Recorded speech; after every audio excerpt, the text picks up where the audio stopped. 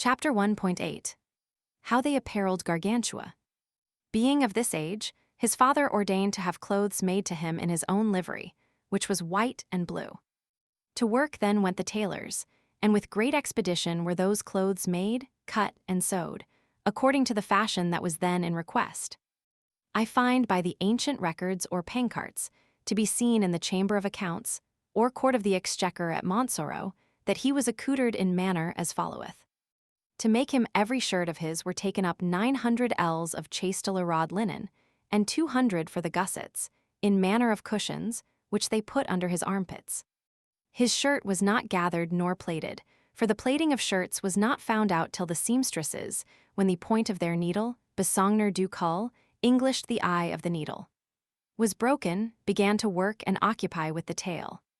There were taken up for his doublet 813 ells of white satin, and for his points 1,509 dogs, skins and a half. Then was it that men began to tie their breeches to their doublets, and not their doublets to their breeches. For it is against nature, as hath most amply been showed by Occam upon the exponables of Master Haltecaussade. For his breeches were taken up 1,105 ells, and a third of white broadcloth.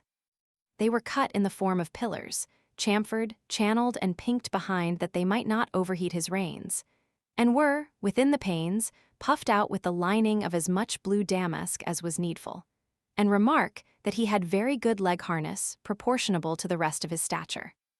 For his codpiece were used 16 ells and a quarter of the same cloth, and it was fashioned on the top like unto a triumphant arch, most gallantly fastened with 2 enamelled clasps, in each of which was set a great emerald, as big as an orange. For, as says Orpheus, lib. De lapidibus and Plinius, libro ultimo, it hath an erective virtue and comfortative of the natural member. The exiture, outjecting or outstanding of his codpiece was of the length of a yard, jagged and pinked, and withal bagging, and strutting out with the blue damask lining, after the manner of his breeches. But had you seen the fair embroidery of the small needlework pearl, and the curiously interlaced knots, by the goldsmith's art set out and trimmed with rich diamonds, precious rubies, fine turquoises, costly emeralds, and Persian pearls, you would have compared it to a fair cornucopia, or horn of abundance, such as you see in antiques, or as Rhea gave to the 2 nymphs, Amalthea and Ida, the nurses of Jupiter. And like to that horn of abundance, it was still gallant, succulent, droppy, sappy, pithy, lively, always flourishing, always fructifying, full of juice, full of flower, full of fruit, and all manner of delight. I avow God, it would have done one good to have seen him, but I will tell you more of him in the book which I have made of the dignity of codpieces. One thing I will tell you, that as it was both long and large, so was it well furnished and victualled within, nothing like unto the hypocritical codpieces of some fond wooers and wench courtiers, which are stuffed only with wind, to the great prejudice of the female sex. For his shoes were taken up 406 ells of blue crimson velvet, and were very neatly cut by parallel lines, joined in uniform cylinders. For the soling of them were made use of 1,100 hides of brown cows, shapen like the tail of a keeling. For his coat were taken up 1,800 ells of blue velvet, dyed in grain, embroidered in its borders with fair gilliflowers, in the middle decked with silver pearl, intermixed with plates of gold and store of pearls, hereby showing that in his time he would prove an especial good fellow and singular whipcan. His girdle was made of 300 ells and a half of silk and serge, half white and half blue, if I mistake it not. His sword was not of Valentia, nor his dagger of Saragossa, for his father could not endure these hidalgos, borrachos, marinisados, como diablos. But he had a fair sword made of wood, and the dagger of boiled leather, as well painted and gilded as any man could wish. His purse was made of the cod of an elephant, which was given him by Herr Pracontal, proconsul of Libya.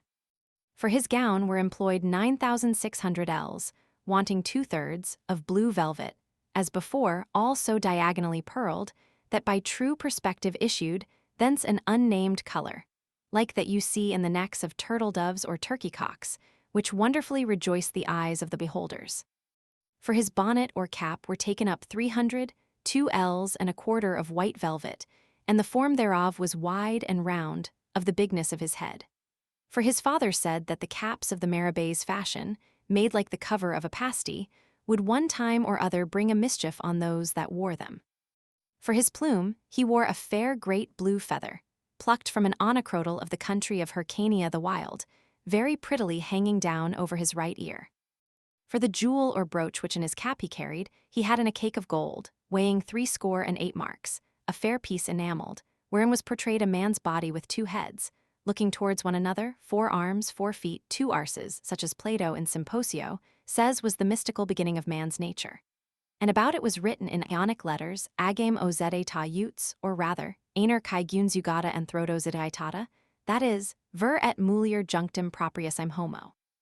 To wear about his neck, he had a golden chain weighing 25,063 marks of gold, the links thereof being made after the manner of great berries, amongst which were set in work green jaspers engraven and cut dragon-like, all environed with beams and sparks, as King Nicepsos of old was wont to wear them. And it reached down to the very bust of the rising of his belly, whereby he reaped great benefit all his life long, as the Greek physicians know well enough. For his gloves were put in work 16 otters' skins, and 3 of the lupgurus or men-eating wolves for the bordering of them.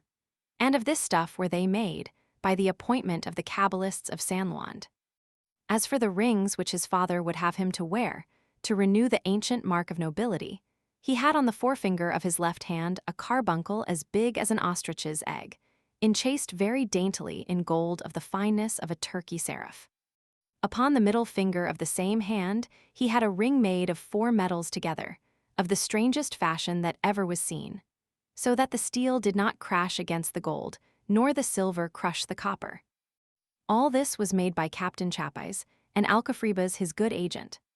On the medical finger of his right hand he had a ring made spire-wise, wherein was set a perfect balas ruby, a pointed diamond, and a Phison emerald, of an inestimable value. For Hans Carvel, the king of Melinda's jeweler, esteemed them at the rate of 69,894,018 French crowns of Berry, and at so much did the Fowkers of Augsburg prize them. Chapter 1.9. The colors and liveries of Gargantua.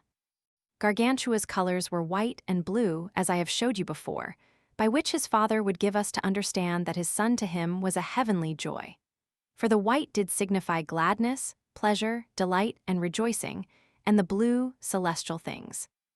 I know well enough that, in reading this, you laugh at the old drinker, and hold this exposition of colors to be very extravagant and utterly disagreeable to reason, because white is said to signify faith and blue constancy. But without moving, vexing, heating, or putting you in a chafe, for the weather is dangerous. Answer me, if it please you, for no other compulsory way of arguing will I use towards you, or any else. Only now and then I will mention a word or 2 of my bottle. What is it that induceth you, what stirs you up to believe, or who told you that white signifieth faith and blue constancy? An old paltry book, say you, sold by the hawking peddlers and balladmongers, entitled The Blasson of Colors. Who made it? Whoever it was, he was wise in that he did not set his name to it. But besides, I know not what should rather admire in him, his presumption or his sottishness. His presumption and overweening, for that he should without reason, without cause, or without any appearance of truth, have dared to prescribe, by his private authority, what things should be denotated and signified by the color. Which is the custom of tyrants, who will have their will to bear sway instead of equity, and not of the wise and learned, who with the evidence of reason satisfy their readers. His sottishness and want of spirit, in that he thought that, without any other demonstration or sufficient argument, the world would be pleased to make his blockish and ridiculous impositions the rule of their devices. In effect, according to the proverb, to a shitten tale fails never order, he hath found, it seems, some simple ninny in those rude times of old, when the wearing of high round bonnets was in fashion, who gave some trust to his writings, according to which they carved and engraved their apophthegms and mottos, trapped and caparisoned their mules and sumpter horses, apparelled their pages, quartered their breeches, bordered their gloves, fringed the curtains and valances of their beds, painted their ensigns, composed songs, which is worse, placed many deceitful jugglings and unworthy base tricks undiscoveredly amongst the very chastest matrons and most reverend sciences. In the like darkness and mist of ignorance are wrapped up these vainglorious courtiers and name transposers, who, going about in their impresses to signify aspirants, that is, hope, have portrayed a spheran bird's pennes for pain zelancholy, which is the flower columbine for melancholia waning moon or crescent, to show the increasing or rising of one's fortuna bench rotten and broken, to signify bankrupt non and a corslet for non-dur habit, otherwise non-durabit, it shall not last. Unlit sans seal, that is, a bed without a tester, for unlicency, a graduated person, as bachelor in divinity or utter barrister at law. Which are equivocals so absurd and witless, so barbarous and clownish, that a fox's tail should be fastened to the neckpiece of, and a vizard made of a cowsherd given to everyone that henceforth should offer, after the restitution of learning, to make use of any such fopperies in France. By the same reasons, if reasons I should call them, and not ravings rather, and idle triflings about words, might I cause paint a pannier, to signify that I am in pain a mustard pot, that my heart tarries much fort one pissing upwards for a bishop the bottom of a pair of breeches, for a vessel full of farthings a codpiece, for the office of the clerks of the sentences, decrees, or judgments, or rather, as the English bears it, for the tail of a codfish end, a dog's turd for the dainty turret, wherein lies the love of my sweetheart. Far otherwise did heretofore the sages of Egypt, when they wrote by letters, which they called hieroglyphics, which none understood who were not skilled in the virtue, property, and nature of the things represented by them.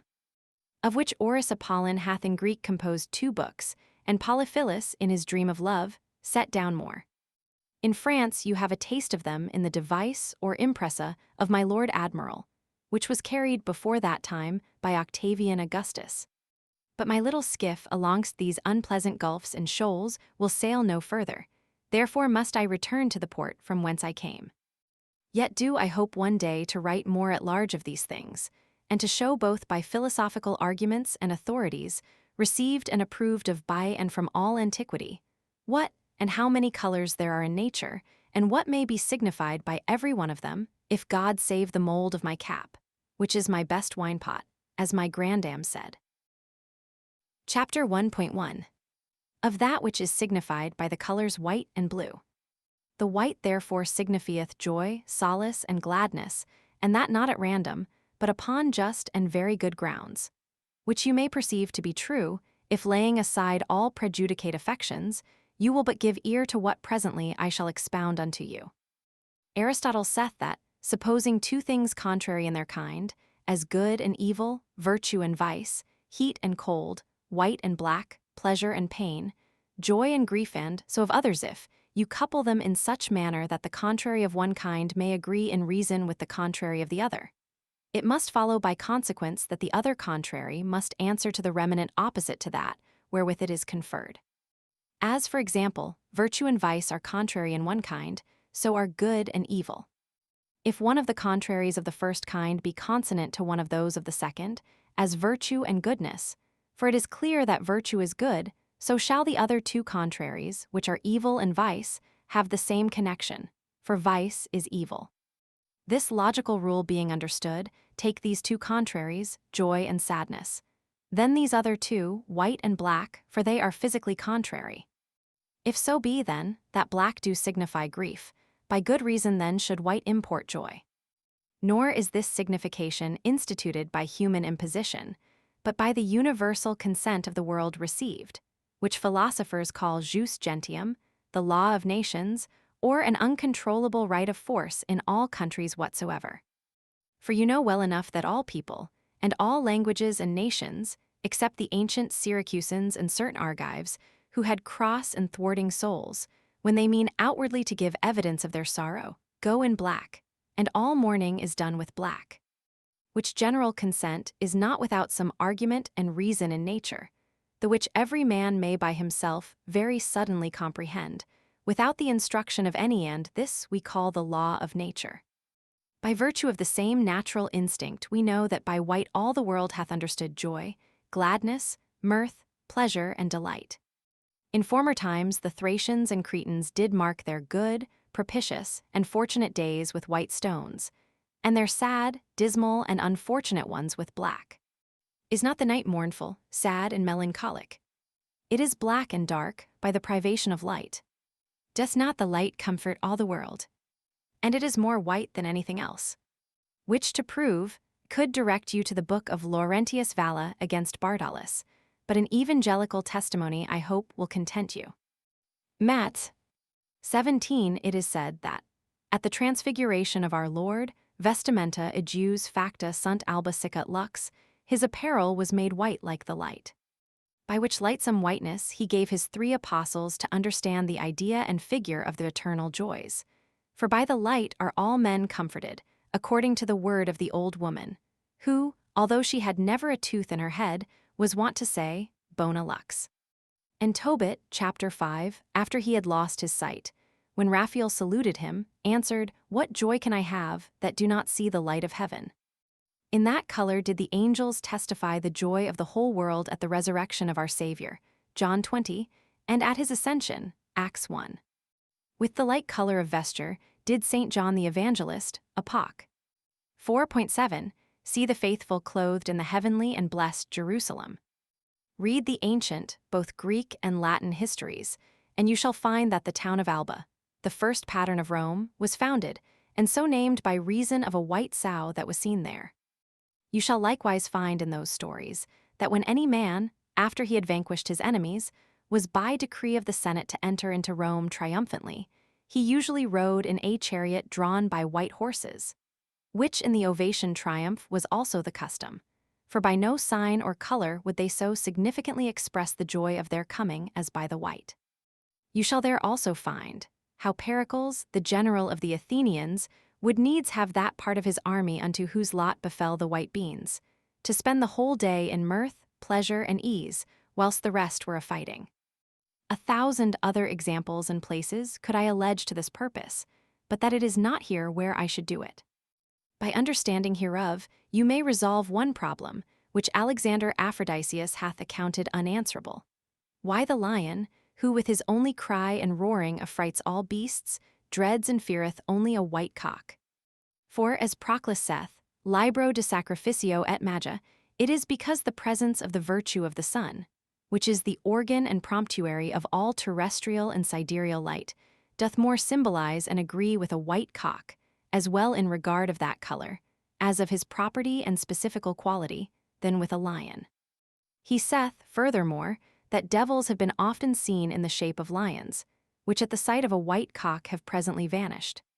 This is the cause why Galli or Gallix, so are the Frenchmen called, because they are naturally white as milk, which the Greeks call gala, do willingly wear in their caps white feathers, for by nature they are of a candid disposition, merry, kind, gracious, and well-beloved, and for their cognizance and arms have the whitest flower of any, the flower de luce or lily. If you demand how, by white, nature would have us understand joy and gladness, I answer, that the analogy and uniformity is thus.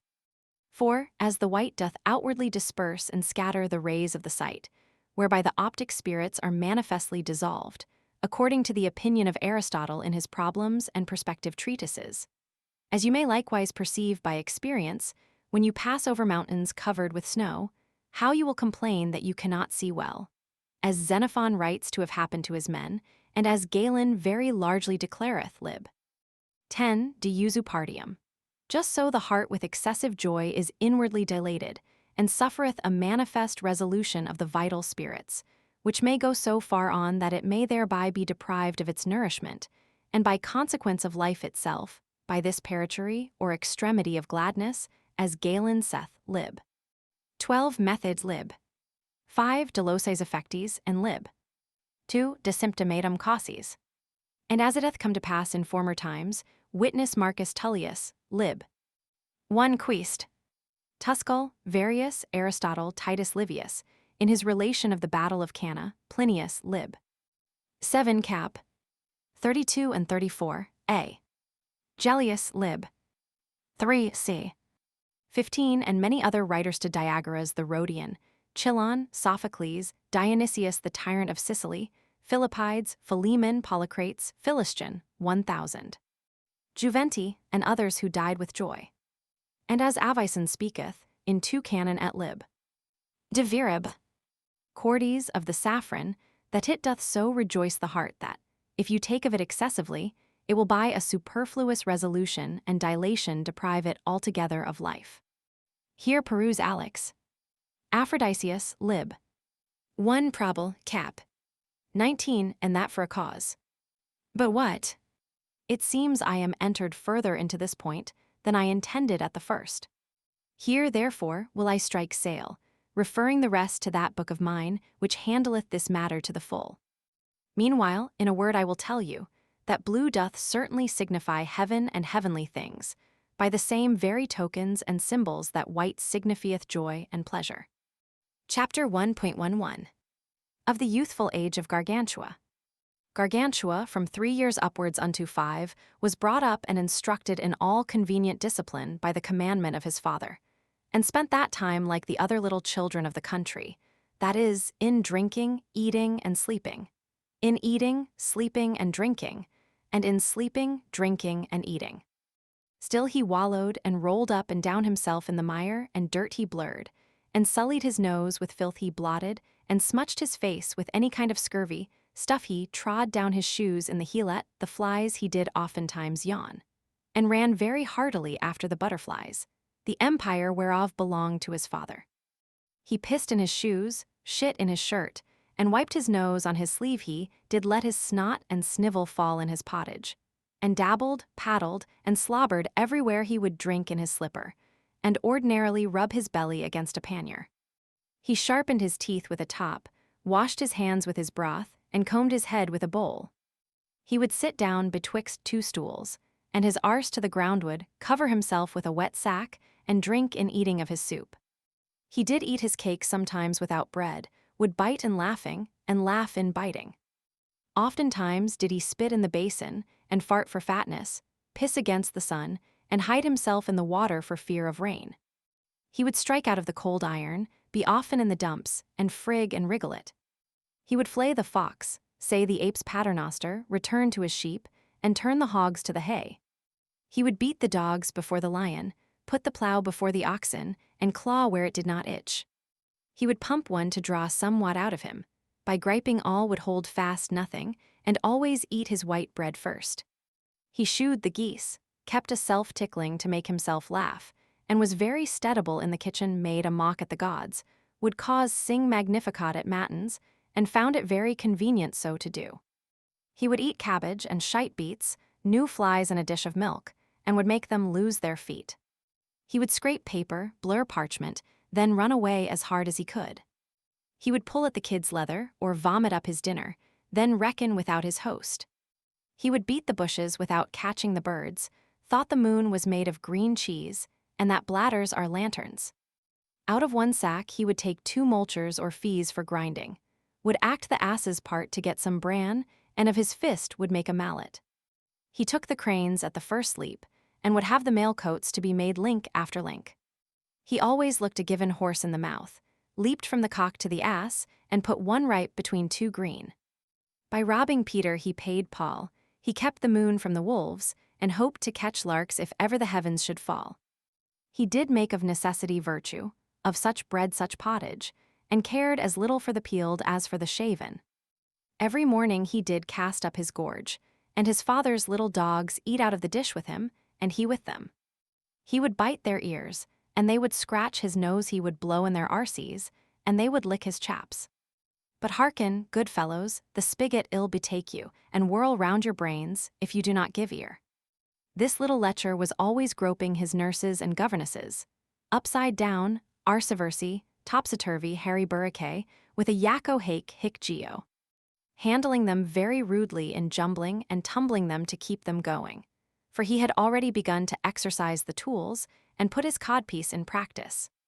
Which codpiece, or braked, his governesses did every day deck up and adorn with fair nosegays, curious rubies, sweet flowers, and fine silken tufts, and very pleasantly would pass their time in taking you know what between their fingers, and dandling it, till it did revive and creep up to the bulk and stiffness of a suppository, or street magdalen, which is a hard rolled-up salve spread upon leather. Then did they burst out in laughing, when they saw it lift up its ears, as if the sport had liked them. One of them would call it her little dill, her staff of love, her quillity, her faucetin, her dandilolly. Another, her peen, her jolly kyle, her babelrit, her membratoon, her quickset imp.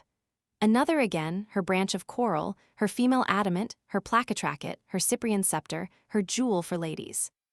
And some of the other women would give it these names: my bunkty, my stopple too, my bush rusher, my gallant wimble, my pretty borer, my coney burrow ferret, my little piercer, my augretine, my dangling hangers, downright to it, stiff and stout, in and to, my pusher, dresser, pouting stick, my honey pipe, my pretty pillicock, linky pinky, feudaletti, my lusty andouille and crimson chitterling, my little cool breadouille, my pretty rogue, and so forth.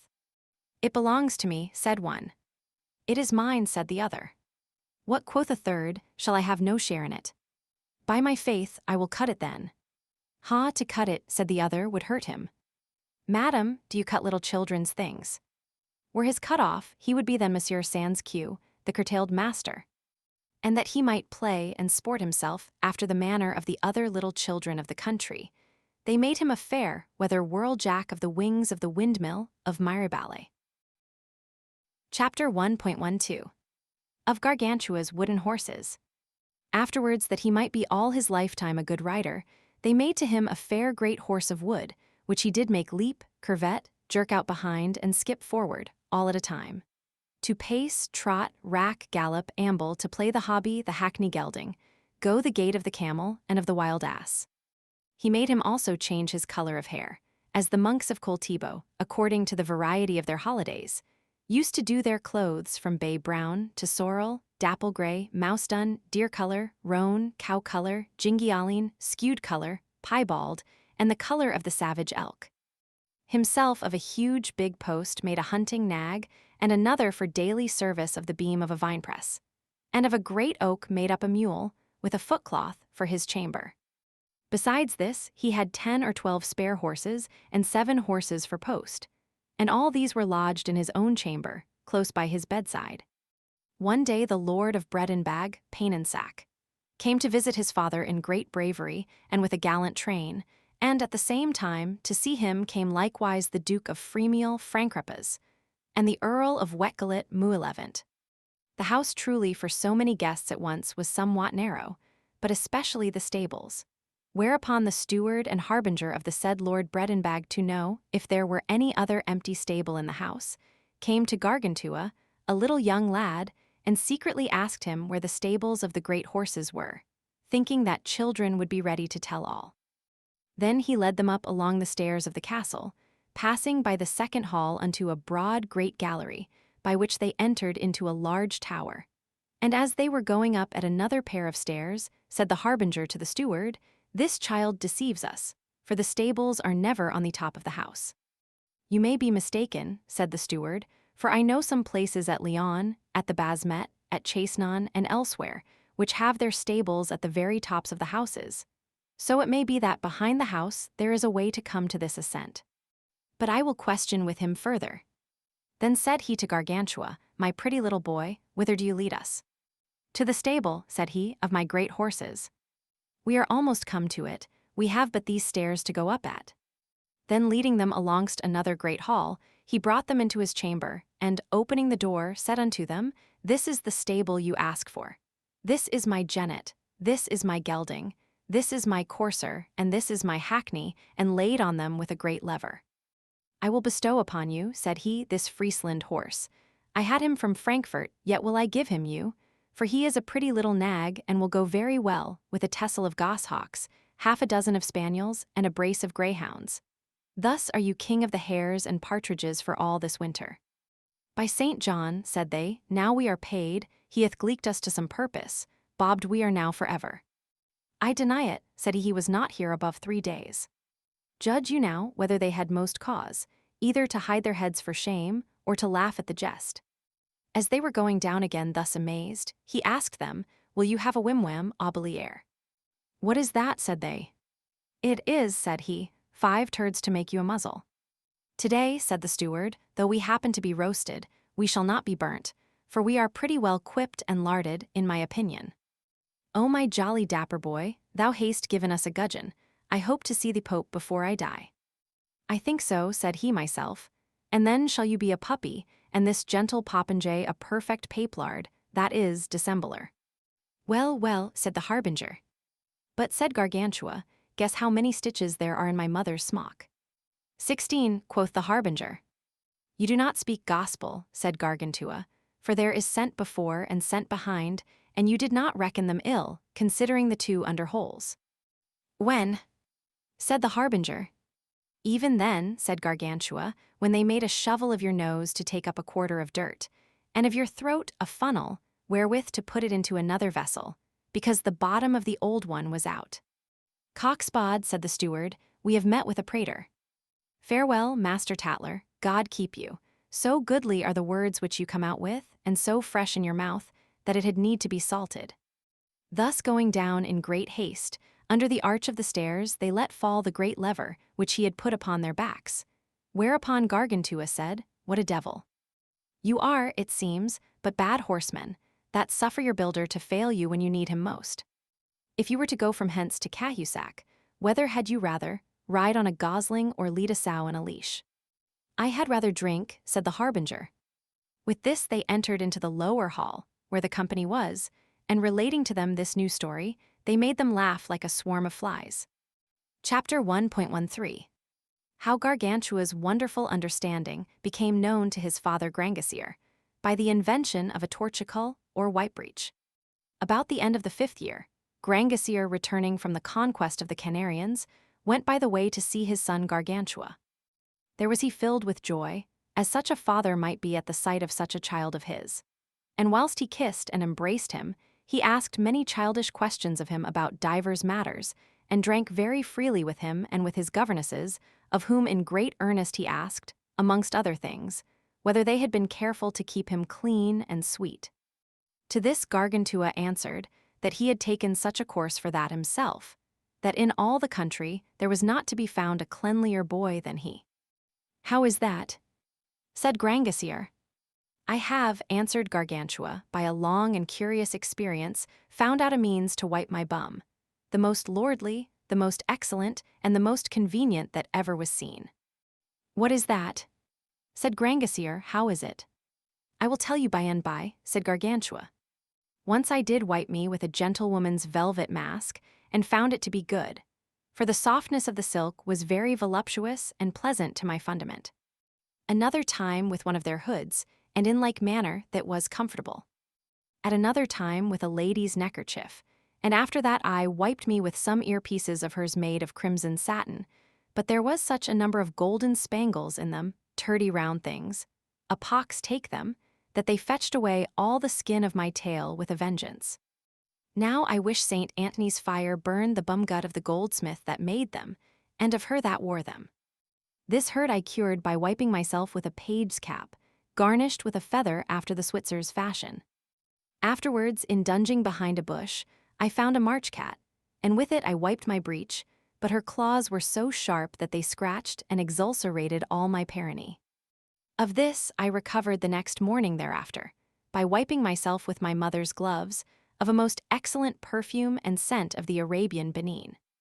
After that I wiped me with sage, with fennel, with annet, with marjoram, with roses, with gourd leaves, with beets, with colewort, with leaves of the vine tree, with mallow's wool blade, which is a tail scarlet, with lettuce, and with spinach leaves. All this did very great good to my leg. Then with mercury, with parsley, with nettles, with comfrey, but that gave me the bloody flux of Lombardy, which I healed by wiping me with my braked. Then I wiped my tail in the sheets, in the coverlet, in the curtains, with a cushion, with a raz hangings, with a green carpet, with a tablecloth, with a napkin, with a handkerchief, with a combing cloth, in all which I found more pleasure than do the mangy dogs when you rub them. Yea, but, said Grangousier, which torchicle did you find to be the best? I was coming to it, said Gargantua, and by shall you hear the two autumn, and know the whole mystery and knot of the matter. I wiped myself with hay, with straw, with thatch rushes, with flax, with wool, with paper, but who his foul tail with paper wipes, shall at his ballocks leave some chips. What, said Grangousier, my little rogue, hast thou been at the pot, that thou dost rhyme already? Yes, yes, my lord the king, answered Gargantua, I can rhyme gallantly, and rhyme till I become hoarse with rheum. Hark, what our privy says to the skiters. Shittard, squirtard, crackard, Tertus, thy bung hath flung some dung on us, filthard, cackard, stinkard, St. Antony's fire seize on thy tone bone? If thy dirty downby thou do not wipe, ere thou be gone. Will you have any more of it? Yes, yes, answered Grangousier. Then, said Gargantua, a roundelay. In shitting yesterday I did know the cess I to my arse did owe. The smell was such came from that slunk, that I was with it all bestunk. Oh, had but then some brave signor brought her to me I waited for, in shitting. I would have cleft her water gap, and joined it close to my flip-flap, whilst she had with her fingers guarded my foul knockandrow, all bemurded in shitting. Now say that I can do nothing. By the murdy, they are not of my making, but I heard them of this good old grandam, that you see here, and ever since have retained them in the budget of my memory. Let us return to our purpose, said Grangousier. What, said Gargantua to skite? No, said Grangousier, but to wipe our tail. But, said Gargantua, will not you be content to pay a puncheon of Breton wine, if I do not blank and gravel you in this matter, and put you to a nonplus? Yes, truly, said Grangousier. There is no need of wiping one's tail, said Gargantua, but when it is foul, foul it cannot be, unless one have been a skiting. Skite then we must before we wipe our tails. Oh, my pretty little waggish boy, said Grangousier, what an excellent wit thou hast. I will make thee very shortly proceed doctor in the jovial quirks of gay learning, and that, by G, for thou hast more wit than age. Now, I prithee, go on in this torticulative or wipe-bumatory discourse, and by my beard I swear, for one puncheon, thou shalt have 60 pipes, I mean of the good Breton wine, not that which grows in Britain, but in the good country of Varon. Afterwards I wiped my bum, said Gargantua, with a kerchief, with a pillow, with a pantoufle, with a pouch, with a pannier, but that was a wicked and unpleasant torticle. Then with a hat. Of hats note that some are shorn, and others shaggy, some velveted, others covered with taffeties, and others with satin. The best of all these is the shaggy hat, for it makes a very neat abstersion of the fecal matter. Afterwards I wiped my tail with a hen, with a cock, with a pullet, with a calf's skin, with a hare, with a pigeon, with a cormorant, with an attorney's bag, with a montero, with a coif, with a falconer's lure. But to conclude, I say and maintain that of all torticles, arsuisps, bumfodders, tail napkins, bunghole cleansers, and white breeches, there is none in the world comparable to the neck of a goose, that is well downed, if you hold her head betwixt your legs.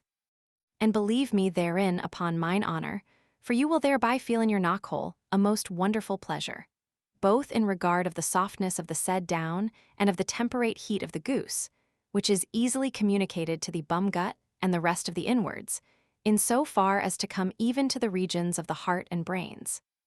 And think not that the felicity of the heroes and demigods in the Elysian fields consisteth either in their asphodel, ambrosia, or nectar, as our old women here used to say, but in this, according to my judgment, that they wipe their tails with the neck of a goose, holding her head betwixt their legs, and such is the opinion of Master John of Scotland, alias Scotus.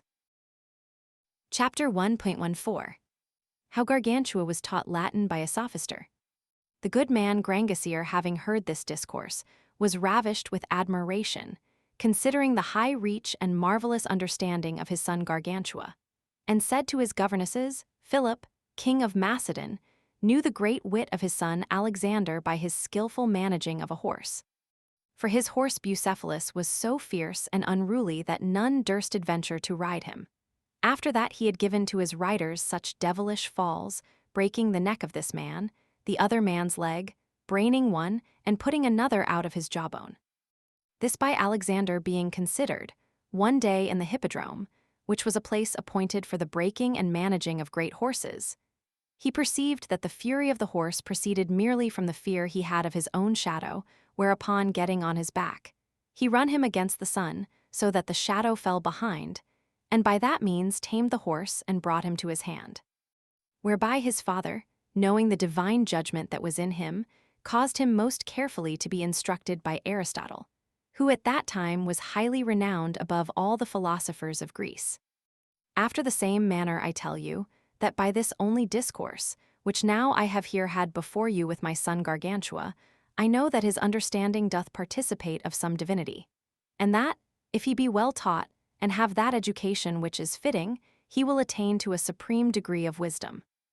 Therefore will I commit him to some learned man, to have him indoctrinated according to his capacity, and will spare no cost. Presently they appointed him a great sophister doctor, called Master Tubal Holofernes, who taught him his ABC so well that he could say it by heart backwards. And about this he was 5 years and 3 months. Then read he to him Donat, Laphasit Theodolit, and Alanus in paraboles.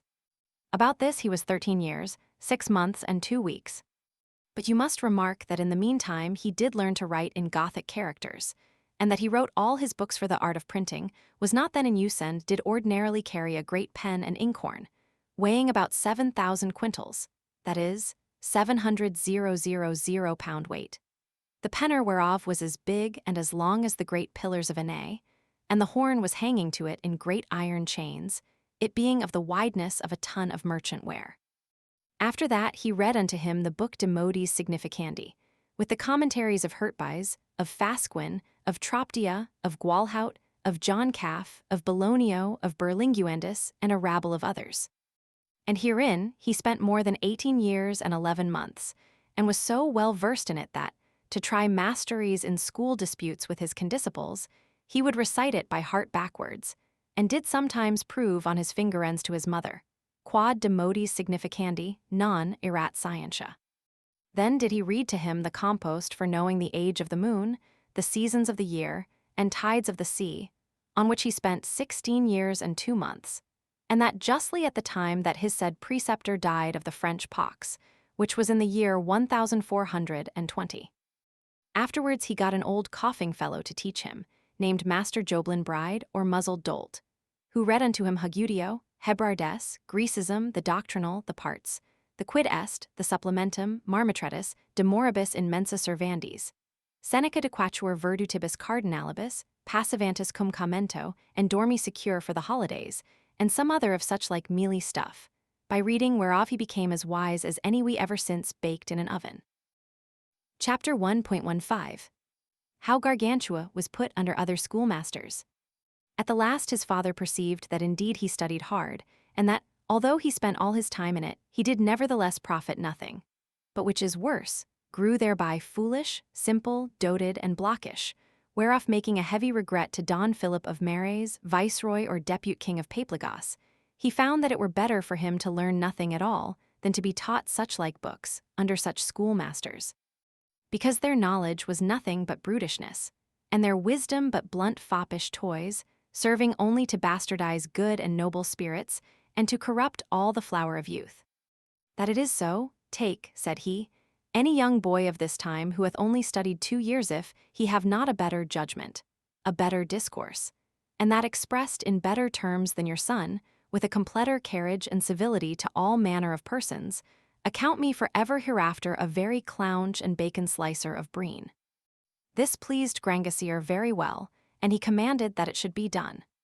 At night at supper, the said Desmarais brought in a young page of his, of Vilgauges, called Eudaemon, so neat, so trim, so handsome in his apparel, so spruce, with his hair in so good order, and so sweet and comely in his behavior, that he had the resemblance of a little angel more than of a human creature. Then he said to Grangousier, Do you see this young boy? He is not as yet full 12 years old. Let us try, if it please you, what difference there is betwixt the knowledge of the doting Matologians of old time and the young lads that are now. The trial pleased Grangousier, and he commanded the page to begin. Then Eudaemon, asking leave of the vice-king his master so to do, with his cap in his hand, a clear and open countenance, beautiful and ruddy lips, his eyes steady, and his looks fixed upon Gargantua with a youthful modesty, standing up straight on his feet, began very gracefully to commend him, first, for his virtue and good manners. Secondly, for his knowledge. Thirdly, for his nobility. Fourthly, for his bodily accomplishments. And in the 5th place, most sweetly exhorted him to reverence his father with all due observancy, who was so careful to have him well brought up. In the end he prayed him that he would vouchsafe to admit of him amongst the least of his servants. For other favor at that time desired he none of heaven, but that he might do him some grateful and acceptable service. All this was by him delivered with such proper gestures, such distinct pronunciation, so pleasant a delivery, in such exquisite fine terms and so good Latin that he seemed rather a Gracchus, a Cicero, an Aemilius of the time past, than a youth of this age. But all the countenance that Gargantua kept was, that he fell to crying like a cow, and cast down his face, hiding it with his cap, nor could they possibly draw one word from him, no more than a fart from a dead ass. Whereat his father was so grievously vexed that he would have killed Master Joblin, but the said des Mares withheld him from it by fair persuasions, so that at length he pacified his wrath. Then Grangousier commanded he should be paid his wages, that they should whittle him up soundly, like a sophister, with good drink, and then give him leave to go to all the devils in hell. At least, said he, today shall it not cost his host much if by chance he should die as drunk as a Switzer. Master Joblin being gone out of the house, Grangousier consulted with the viceroy what schoolmaster they should choose for him, and it was betwixt them resolved that Ponocrates, the tutor of Eudaemon, should have the charge, and that they should go altogether to Paris, to know what was the study of the young men of France at that time. Chapter 1.16. How Gargantua was sent to Paris, and of the huge great mare that he rode on, how she destroyed the oxflies of the Beauce. In the same season Phaels, the fourth king of Numidia, sent out of the country of Africa to Grangousier the most hideously great mare that ever was seen, and of the strangest form, for you know well enough how it is said that Africa always is productive of some new thing. She was as big as 6 elephants, and had her feet cloven into fingers, like Julius Caesar's horse, with slouch-hanging ears, like the goats in Languedoc, and a little horn on her buttock. She was of a burnt sorrel hue, with a little mixture of dapple-gray spots, but above all she had a horrible tail, for it was little more or less than every whit as great as the steeple-pillar of St. Mark beside Langes, and squared as that is, with tufts and anicroches or hairplates wrought within one another, no otherwise than as the beards are upon the ears of corn. If you wonder at this, wonder rather at the tails of the Scythian rams, which weighed above 30 pounds each, and of the Surian sheep, who need, if Tanod say true, a little cart at their heels to bear up their tail, it is so long and heavy. You female lechers in the plain countries have no such tails. And she was brought by sea in 3 carracks, and a brigantine unto the harbour of Olone in Thalmondois. When Grangousier saw her, here is, said he, what is fit to carry my son to Paris. So now, in the name of God, all will be well. He will in times coming be a great scholar. If it were not, my masters, for the beasts, we should live like clerks. The next morning after they had drunk, you must understand they took their journey. Gargantua, his pedagogue Ponocrates and his train, and with them Eudaemon, the young page. And because the weather was fair and temperate, his father caused to be made for him a pair of dun boots, Babin calls them buskins. Thus did they merrily pass their time in travelling on their highway, always making good cheer, and were very pleasant till they came a little above Orleans, in which place there was a forest of 35 leagues long, and 17 in breadth or thereabouts. This forest was most horribly fertile and copious in dorflies, hornets, and wasps, so that it was a very purgatory for the poor mares, asses, and horses. But Gargantua's mare did avenge herself handsomely of all the outrages therein committed upon beasts of her kind, and that by a trick whereof they had no suspicion.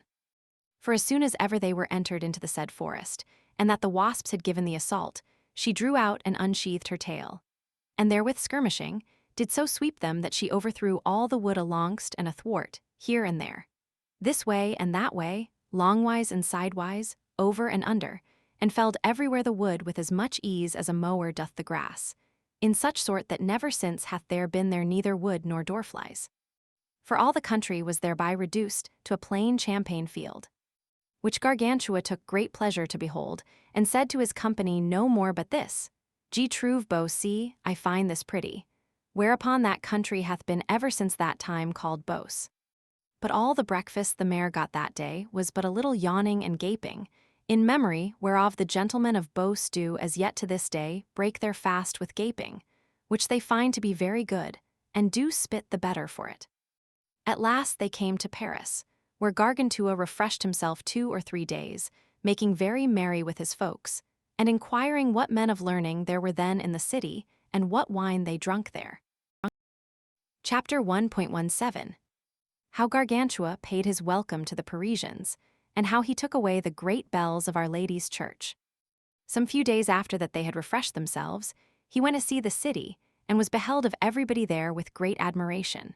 For the people of Paris are so sottish, so bad so foolish and fond by nature, that a juggler, a carrier of indulgences, a sumpter horse, or mule with cymbals or tinkling bells, a blind fiddler in the middle of a cross lane, shall draw a greater confluence of people together than an evangelical preacher. And they pressed so hard upon him that he was constrained to rest himself upon the towers of Our Lady's church. At which place, seeing so many about him, he said with a loud voice, I believe that these buzzards will have me to pay them here my welcome hither, and my proficit. It is but good reason. I will now give them their wine, but it shall be only in sport. Then smiling, he untied his fair braked, and drawing out his mental into the open air, he so bitterly altabapissed them, that he drowned 260,418, besides the women and little children. Some, nevertheless, of the company escaped this piss flood by mere speed of foot, who, when they were at the higher end of the university, sweating, coughing, spitting, and out of breath, they began to swear and curse, some in good hot earnest, and others in jest. Caramari caramara, galinali galinalo. By my sweet sanctess, we are washed in sport, a sport truly to laugh at, in French, par ris, for which that city hath been ever since called Paris, whose name formerly was Leucotia, as Strabo testifieth lib. Quarto from the Greek word leukotes, whiteness, because of the white thighs of the ladies of that place. And forasmuch as at this imposition of a new name, all the people that were there swore everyone by the sancts of his parish, the Parisians, which are patched up of all nations and all pieces of countries, are by nature both good jurors and good jurists, and somewhat overweening. Whereupon Joanninus de Baracco, Libro de copiositate reverentiarum, thinks that they are called Parisians from the Greek word parisia, which signifies boldness and liberty in speech. This done, he considered the great bells, which were in the said towers, and made them sound very harmoniously. Which whilst he was doing, it came into his mind that they would serve very well for tingling tantons and ringing campanels to hang about his mare's neck when she should be sent back to his father, as he intended to do, loaded with brie cheese and fresh herring. And indeed, he forthwith carried them to his lodging. In the meanwhile, there came a master beggar of the friars of St. Anthony to demand in his canting weigh the usual benevolence of some hoggish stuff, who, that he might be heard afar off, and to make the bacon he was in quest of shake in the very chimneys, made account to filch them away privily. Nevertheless, he left them behind very honestly, not for that they were too hot, but that they were somewhat too heavy for his carriage.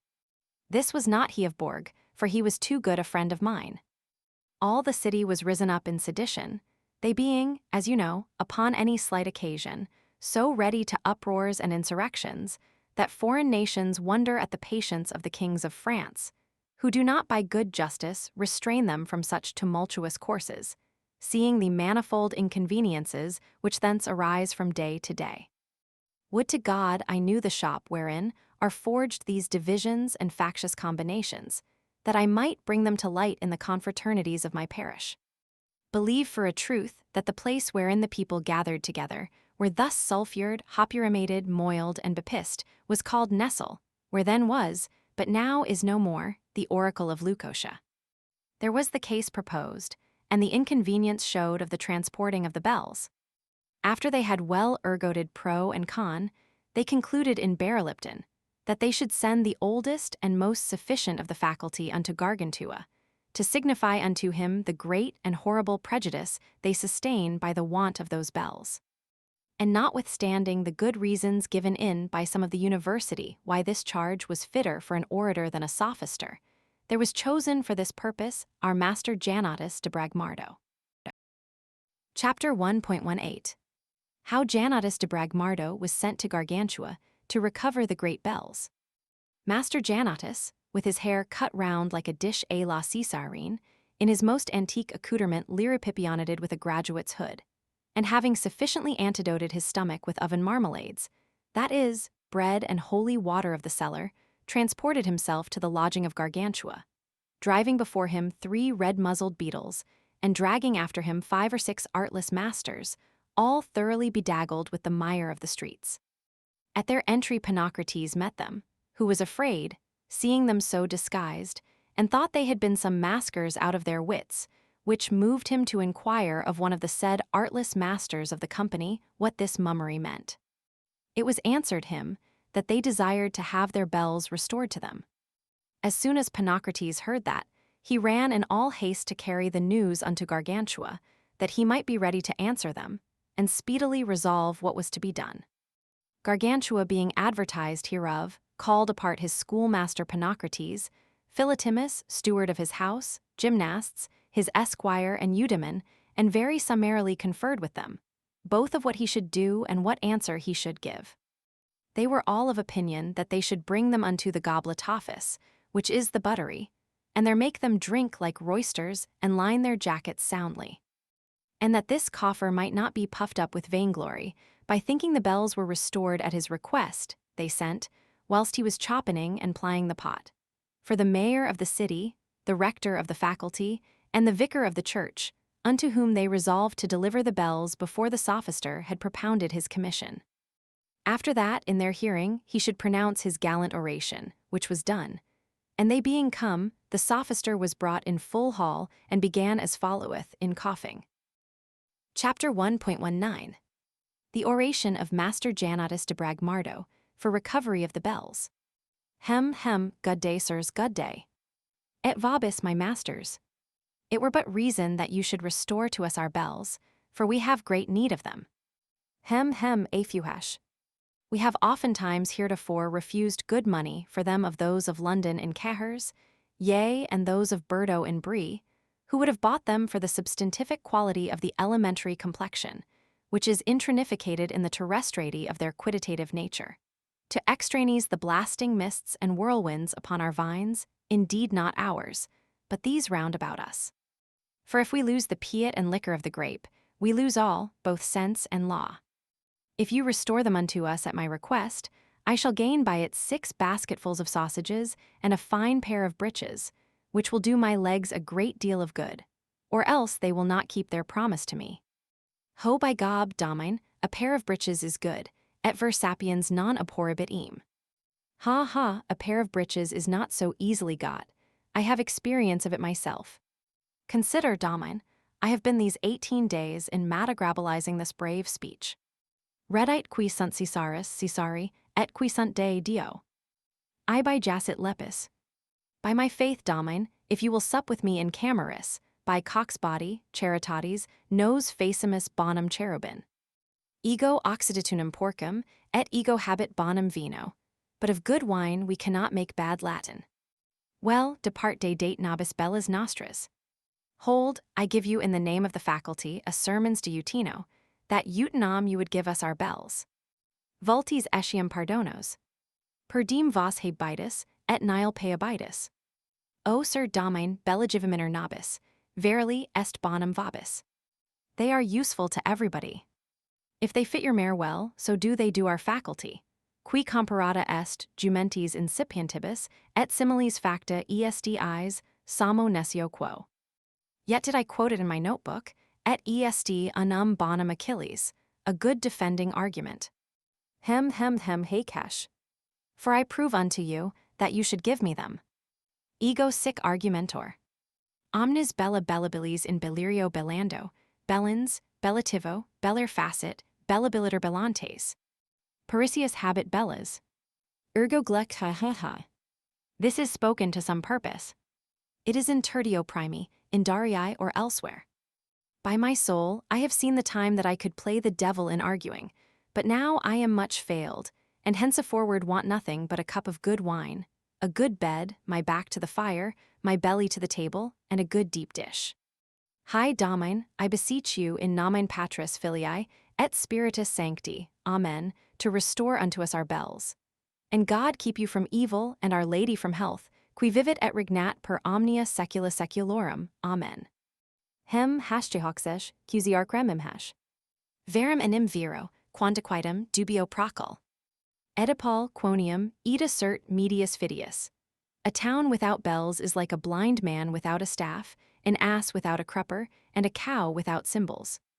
Therefore be assured, until you have restored them unto us, we will never leave crying after you, like a blind man that hath lost his staff, braying like an ass without a crupper, and making a noise like a cow without cymbals. A certain Latinisator, dwelling near the hospital, said since, producing the authority of one Tapanus, I lie, it was one Pontanus the secular poet, who wished those bells had been made of feathers, and the clapper of a foxtail, to the end they might have begot a chronicle in the bowels of his brain, when he was about the composing of his carminiformal lines. But nac peditin peditac, tic, torch lorgni, or rot kippapor kippapot put pansi malef, he was declared an heretic.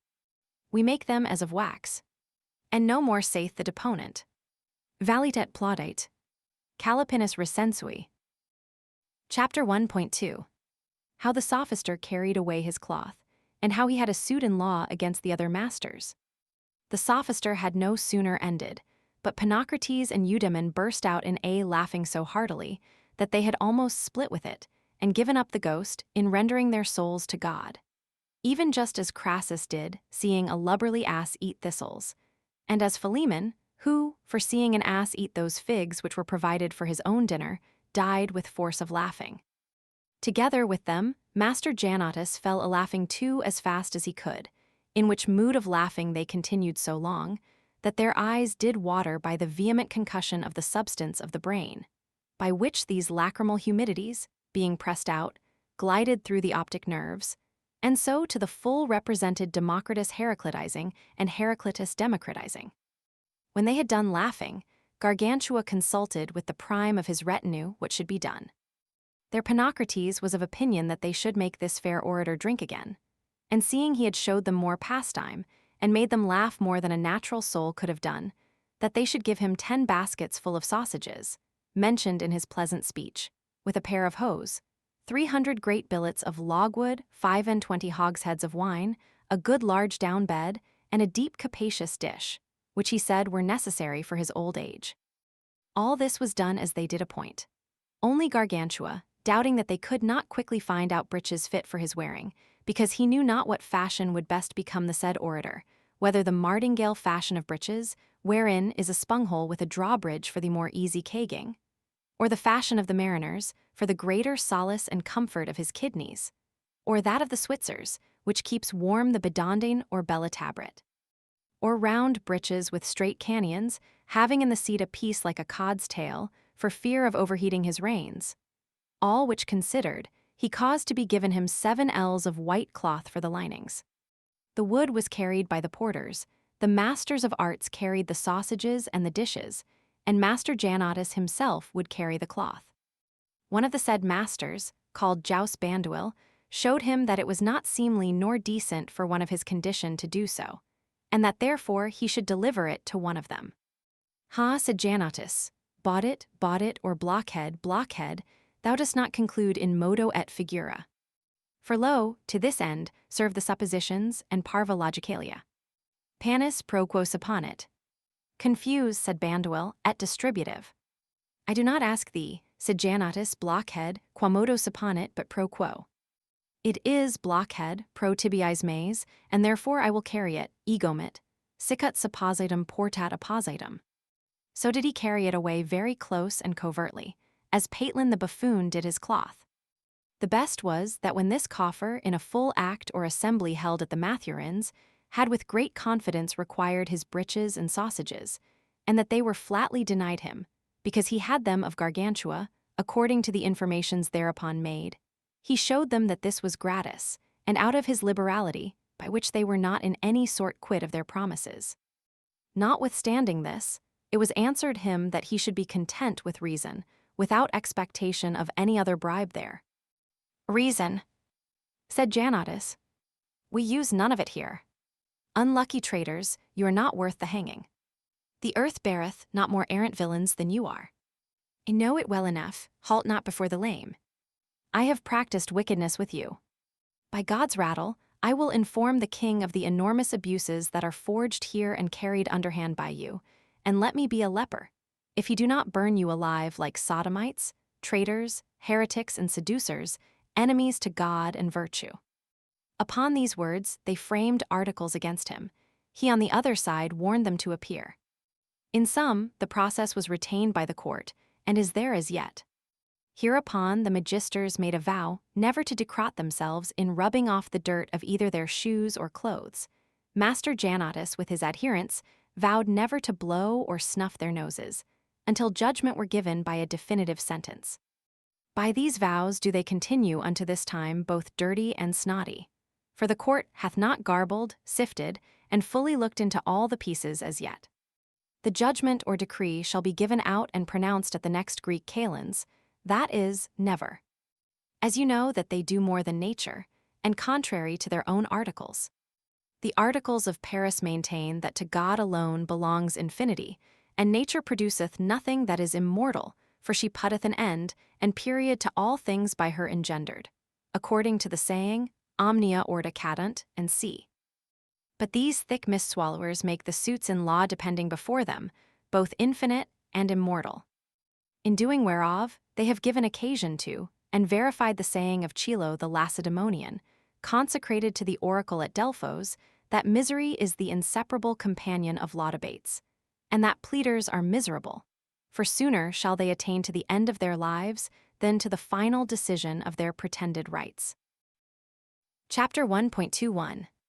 The study of Gargantua, according to the discipline of his schoolmasters, the sophisters. The first day being thus spent, and the bells put up again in their own place, the citizens of Paris, in acknowledgment of this courtesy, offered to maintain and feed his mare as long as he pleased, which Gargantua took in good part, and they sent her to graze in the forest of Bière. I think she is not there now. This done, he with all his heart submitted his study to the discretion of Ponocrates, who for the beginning appointed that he should do as he was accustomed, to the end he might understand by what means, in so long time, his old masters had made him so sottish and ignorant. He disposed therefore of his time in such fashion, that ordinarily he did awake betwixt 8 and 9 o'clock, whether it was day or not. For so had his ancient governors ordained, alleging that which David saith, vanum est vobis ante lucem surger. Then did he tumble and toss, wag his legs, and wallow in the bed some time, the better to stir up and rouse his vital spirits, and apparelled himself according to the season. But willingly he would wear a great long gown of thick frieze, furred with foxskins. Afterwards he combed his head with an almain comb, which is the 4 fingers and the thumb. For his preceptor said that to comb himself otherwise, to wash and make himself neat, was to lose time in this world. Then he dunged, pissed, spewed, belched, cracked, yawned, spitted, coughed, yexed, sneezed, and snotted himself like an archdeacon, and to suppress the dew and bad air went to breakfast, having some good fried tripes, fair rashers on the coals, excellent gammons of bacon, store of fine minced meat, and a great deal of sippet bruies made up of the fat of the beef pot, laid upon bread, cheese, and chopped parsley strewed together. Ponocrates showed him that he ought not to eat so soon after rising out of his bed, unless he had performed some exercise beforehand.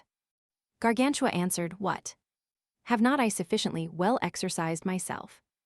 Have wallowed and rolled myself 6 or 7 turns in my bed before I rose. Is not that enough? Pope Alexander did so, by the advice of a Jew his physician, and lived till his dying day in despite of his enemies. My first masters have used me to it, saying that to breakfast made a good memory, and therefore they drank first. I am very well after it, and dine but the better. And Master Tubal, who was the first licentiate at Paris, told me that it was not enough to run apace, but to set forth betimes. So doth not the total welfare of our humanity depend upon perpetual drinking in a ribble-rabble like ducks, but on drinking early in the morning, unto verses. To rise betimes is no good hour, to drink betimes is better sure. After that he had thoroughly broke his fast, he went to church, and they carried to him in a great basket a huge empantifold or thick-covered breviary, weighing, what in Greece, clasps, parchment, and cover, little more or less than 1106 pounds. There he heard 26 or 30 masses. This while, to the same place came his orison mutterer impalatoct, or lapped up about the chin like a tufted whoop, and his breath pretty well antidoted with store of the vine-tree syrup.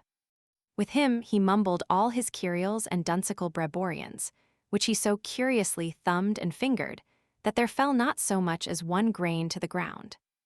As he went from the church, they brought him, upon a dray drawn with oxen, a confused heap of paternosters and aves of St. Claude, every one of them being of the bigness of a hat-block. And thus walking through the cloisters, galleries, or garden, he said more in turning them over than 16 hermits would have done. Then did he study some paltry half-hour with his eyes fixed upon his book, but, as the comic saith, his mind was in the kitchen. Pissing then a full urinal, he sat down at table. And because he was naturally phlegmatic, he began his meal with some dozens of gammons, dried neats' tongues, hard roes of mullet, called batargos, andouilles or sausages, and such other foreigners of wine. In the meanwhile, 4 of his folks did cast into his mouth, one after another continually mustered by whole shovelfuls. Immediately after that, he drank a horrible draught of white wine for the ease of his kidneys. When that was done, he ate according to the season meat agreeable to his appetite, and then left off eating when his belly began to strout, and was like to crack for fullness. As for his drinking, he had in that neither end nor rule. For he was wont to say that the limits and bounds of drinking were, when the cork of the shoes of him that drinketh swelleth up half a foot high. Chapter 1.22 The Games of Gargantua. Then blockishly mumbling with a set-on countenance a piece of scurvy grace, he washed his hands in fresh wine, picked his teeth with the foot of a hog, and talked jovially with his attendants. Then the carpet being spread, they brought plenty of cards, many dice, with great store and abundance of checkers and chessboards. There he played. At flush. At loves. At primero. At the chess. At the beast. At Reynard the fox. At the rifle. At the squares. At trump. At the cows. At the prick and spare not. At the lottery. At the 100. At the chance or mumchance. At the penny. At 3 dice or manyest bleaks. At the unfortunate woman. At the tables. At the fib. At nivanack. At the past 10. At the lurch. At 1 and 30. At doublets or queen's game. At post and pair, or even and at the faily. Sequence. At the French trick-track. At 300. At the long tables or for curing. At the unlucky man. At Feldon. At the last couple in hell. At Todd's body. At the hawk. At needs must. At the surly. At the dames or draughts. At the lansquenet. At Bob and Mo. At the cuckoo. At primus secundus. At puff, or let him speak that at mark knife. Hath it. At the keys. At take nothing and throw out. At span counter. At the marriage. At even or odd. At the frolic or jackdaw. At cross or pile. At the opinion. At ball and huckle-bones. At who doth the one, doth thee at ivory balls. Other. At the billiards. At the sequences. At bob and hit. At the ivory bundles. At the owl. At the tarots. At the charming of the hare. At losing load him. At pull yet a little. At he's gulled and esto. At trudgebig. At the torture. At the maggotapiece. At the handruff. At the horn. At the click. At the flowered or shrove-tied ox. At honors. At the majowlet. At pinch without laughing. At tilt at weeky. At prickle me tickle me. At 9 pins. At the unshoeing of the ass. At the cock quintin. At the coxes. At tip and hurl. At hari hohe. At the flat bowls. At I set me down. At the veer and turn. At Earl Beardy. At rogue and ruffian. At the old mode. At Bumbet's touch. At draw the spit. At the mysterious trough. At put out. At the short bowls. At gossip lend me your sack. At the dapple grey. At the ramcud ball. At cock and crank it. At thrust out the harlot. At breakpot. At Marseille figs. At my desire. At nicknamery. At twirly whirlatrill. At stick and hole. at the rush bundles, at boker him or flaying the fox, at the short staff, at the branching it, at the whirling gig, at trill madam or grapple my lady, at hide and seek, or are you all at the cat selling? Hid, at blow the coal, at the picket, at the re-wedding, at the blank, at the quick and dead judge, at the pilferers, at an oven the ironed, at the caveson, at the false clown, at prison bars, at the flints or at the 9 stones, at have at the nuts, at to the crutch hulchback, at cherry pit, at the sanct is found, at rub and rice, at hinch, pinch and laugh not, at whip top, at the leak, at the casting top, at bumdickdouse, at the hobgoblins, at the loose gig, at the oh wonderful, at the hoop, at the soily smutchy, at the sow, at fast and loose, at belly to belly, at scutchbreech, at the dales or straths, at the broom besom, at the twigs, at St. Cosme, I come to adore at the quoits. They, at I'm for that, at the lusty brown boy, at I take you napping, at greedy glutton, at fair and softly passeth Lent, at the Morris dance, at the forked oak, at Phoebe, at Truss, at the whole frisk and gambol, at the wolf's tail, at Badhabum or riding of the at bum to bus or nose in breech, wild mare, at Geordie give me my lance, at hind the ploughman, at swaggy, waggy or shoggashoe, at the good mawkin, at stook and rook, shear and at the dead beast, threve, at climb the ladder billy, at the birch, at the dying hog, at the muss, at the salt dupe, at the dilly-dilly darling, at the pretty pigeon, at ox mouty, at barley break, at purpose in purpose, at the baving, at 9 less, at the bush leap, at blind man buff, at crossing, at the fallen bridges, at bo peep, at bridled nick, at the hard at Arsa Percy, at the white at butts, at the harrower's nest, at thwack swinge him, at forward hay, at apple pear plum, at the fig, at mumgy, at gunshot crack, at the toad, at mustard peel, at cricket, at the gome, at the pounding stick, at the relapse, at jack in the box, at jog breach or prick him at the queens, forward, at the trades, at knockpate, at heads and points, at the Cornish sea, at the vine tree hug, at the crane dance, at black be thy fall, at slash and cut, at hoe the distaff, at bobbing or flirt on the at Joan Thompson, nose, at the bolting cloth, at the larks, at the oat seed, at Philipping.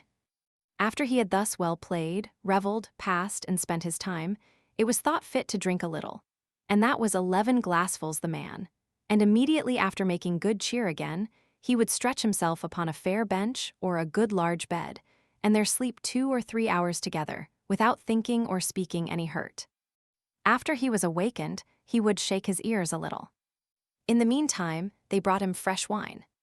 There he drank better than ever. Ponocrates showed him that it was an ill diet to drink so after sleeping. It is, answered Gargantua, the very life of the patriarchs and holy fathers. For naturally I sleep salt, and my sleep hath been to me instead of so many gammons of bacon. Then began he to study a little, and out came the paternosters or rosary of beads, which the better and more formally to dispatch, he got upon an old mule, which had served 9 kings, and so mumbling with his mouth, nodding and dawdling his head, would go see a coney ferreted or caught in a gin. At his return, he went into the kitchen to know what roast meat was on the spit, and what otherwise was to be dressed for supper. And supped very well, upon my conscience, and commonly did invite some of his neighbors that were good drinkers, with whom carousing and drinking merrily, they told stories of all sorts from the old to the new. Amongst others he had for domestics the lords of Fou, of Gurville, of Griniot, and of Marigny. After supper were brought in upon the place the fair wooden Gospels and the books of the four kings, that is to say, many pairs of tables and cards o'er the fair flush, 1, 2, 3 or at all, to make short work. Or else they went to see the wenches thereabouts, with little small banquets, intermixed with collations and rear suppers. Then did he sleep, without unbridling, until 8 o'clock in the next morning. Chapter 1.23. How Gargantua was instructed by Ponocrates, and in such sort disciplinated, that he lost not 1 hour of the day. When Ponocrates knew Gargantua's vicious manner of living, he resolved to bring him up in another kind. But for a while he bore with him, considering that nature cannot endure a sudden change, without great violence. Therefore, to begin his work the better, he requested a learned physician of that time, called Master Theodorus, seriously to perpend, if it were possible, how to bring Gargantua into a better course. The said physician purged him canonically with antisyrian hellebore, by which medicine he cleansed all the alteration and perverse habitude of his brain. By this means also Ponocrates made him forget all that he had learned under his ancient preceptors, as Timotheus did to his disciples, who had been instructed under other musicians. To do this the better, they brought him into the company of learned men, which were there, in whose imitation he had a great desire and affection to study otherwise, and to improve his parts. Afterwards he put himself into such a road and way of studying, that he lost not any 1 hour in the day, but employed all his time in learning and honest knowledge. Gargantua awaked then about 4 o'clock in the morning. Whilst they were in rubbing of him, there was read unto him some chapter of the Holy Scripture aloud and clearly, with a pronunciation fit for the matter. And hereunto was appointed a young page born in Bash, named Anagnosts. According to the purpose and argument of that lesson, he oftentimes gave himself to worship, adore, pray, and send up his supplications to that good God, whose word did show his majesty and marvelous judgment. Then went he unto the secret places to make excretion of his natural digestions. There his master repeated what had been read, expounding unto him the most obscure and difficult points. In returning, they considered the face of the sky, if it was such as they had observed it the night before, and into what signs the sun was entering, as also the moon for that day. This done, he was apparelled, combed, curled, trimmed, and perfumed, during which time they repeated to him the lessons of the day before. He himself said them by heart, and upon them would ground some practical cases concerning the estate of man, which he would prosecute sometimes 2 or 3 hours, but ordinarily they ceased as soon as he was fully clothed. Then for 3 good hours he had a lecture read unto him.